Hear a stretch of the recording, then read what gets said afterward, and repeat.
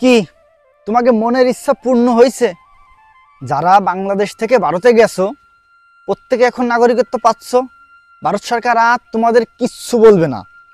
Passport নিয়ে গেছিলা, সেখানে থেকে গেছো, কিংবা পালিয়ে গেছিলা, সেখানে বসবাস করতেছো, এখন থেকে প্রত্যেকেই নাগরিকত্ব পেয়ে যাচ্ছ যারা 2024 সালের ডিসেম্বরের আগে গেছো।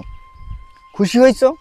এখন একটা কথা বলি শোনো, এখন আর মমতা ব্যানার্জির ভয়তে মমতা ব্যানার্জিকে ভোট দিও না। কারণ ওই মমতা ব্যানার্জি এই পশ্চিম বাংলাকে পশ্চিম পাকিস্তান বানায় ফেলেছে। তোমাদের মনে কি ভয় ঢুকাই দিছিল, যদি এনআরসি চালু হয় প্রত্যেককে বাংলাদেশে পাঠায় দেবে। তাই বাঙালিরা কেউ তোমরা মোদিকে ভোট দিও না, বিজেপিকে ভোট দিও না, বিজেপিকে এই বাংলায় এনো না, এই ভয় দেখিয়েছে। এবং তোমাদের লক্ষ্মী ভাণ্ডারের লোভ দেখিয়েছে, কন্যাশ্রী ভাতা দিয়েছে। এটা দেখে তোমরা গোলে পটে একেবারে সব ভোট মমতা ব্যানার্জিকে দিছো।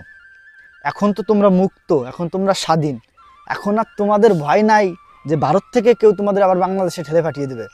এখন মনের খুশিতে, মনের আনন্দে বিজেপিকে ভোটটা দিও। মমতা ব্যানার্জিকে আর ভয় পাওয়ার কোনো দরকার নাই।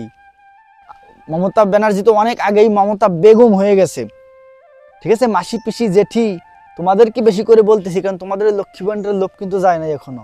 এখন তোমরা পশ্চিম বাংলাকে একটু বাংলার রূপ দাও, পশ্চিম পাকিস্তান বাদ দিয়ে দাও এখন, ঠিক আছে? তো যাই হোক, ভারত সরকারের এই যে মানে কার্যক্রমটা, এটা হয়তো হয়তো বলবো না, প্রত্যেকটি মানুষেরই অনেক ভালো লেগেছে। যারা 2024 সালে ডিসেম্বরের আগে ইন্ডিয়াতে গেছে, তারা যদি নাগরিকত্ব পেয়ে যায়, তাহলে এদের থেকে খুশি মনে আর কেউ হবে না। এখন তোমরা খুশি মনে ভোটটাও ঠিকঠাক জায়গা মতো দিয়ে দিও। এখন কথা হচ্ছে, তাহলে এই যে এখন যারা যাচ্ছে, এখন যারা পশ্চিমবাংলায় যাবে বা ইন্ডিয়ার বিভিন্ন জায়গায় যাবে, এদের কি ব্যবস্থা হবে? কারণ এখন যদি আমি ইন্ডিয়াতে যাই, আমার নাগরিকত্ব তো আমি পাচ্ছি না, কারণ আমি তো সেই 2024 সালের ডিসেম্বরের আগে যাইনি, আমি এখন যেতে চাচ্ছি। তাহলে এইটা কি হবে? এই ব্যবস্থাটা আমি জানি না কি হবে।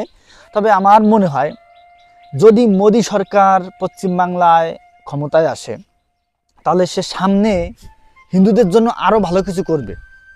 আরও মানে এত ভালো কিছু করবে যে হিন্দুরা তাদের যে একটা সঠিক আশ্রয়স্থল হিন্দুস্থানে হিন্দুরা আশ্রয় নিতে পারবে, এটা আমার মনে হয়। তাই আপনাদের প্রত্যেককে বলবো, বিশেষ করে যারা বাংলাদেশ থেকে ভারতে গেছে তাদেরকেই মানে আমার উদ্দেশ্য, তোমরা এখন মোদি সরকারকে চোখ বুজে ভোটটা দিয়ে দিও। এখন আর তোমাদের এদিক ওদিক কোনো চিন্তা করা লাগবে না, মমতা ব্যানার্জিকে আর ভয় পাওয়া লাগবে না। মমতা ব্যানার্জি শেষ, শি ইজ ডেড, ঠিক আছে? এখন নিলিবিলি গিয়ে 2026-এর নির্বাচনে মোদিকে ভোটটা দিয়ে জয়যুক্ত করো। এরপর পশ্চিমবাংলার অবস্থা দেখো কি হয়ে দাঁড়ায়। Good bye Mamata Banerjee, sorry, good bye Mamata Begum.